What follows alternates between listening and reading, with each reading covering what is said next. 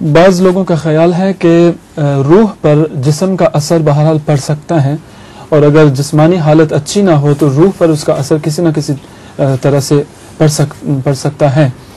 تو اگر یہ سچ ہو تو اگر مثلا کسی کا ایکسیڈنٹ ہو جائے اور اس کی بعض صلاحیتیں جو ہیں وہ جیسے کالعدم ہو جائیں، تو روح جو ہے اپنی پائی ہوئی چیزیں جو وہ پچھلی زندگی میں پا چکی تھی، وہ ان کو برقرار کس طرح رکھتی ہے؟ برقرار رکھتی ہے۔ سائنسدانوں نے اس پہ تحقیق کی ہے۔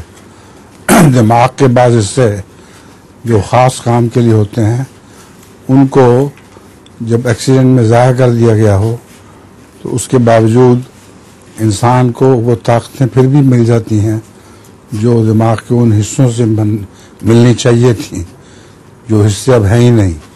تو اس پر سائنسدانوں نے تحقیق کی ہے۔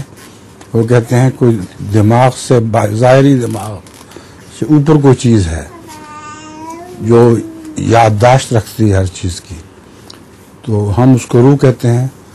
وہ کہتے ہیں دماغ سے اوپر کوئی چیز ہے۔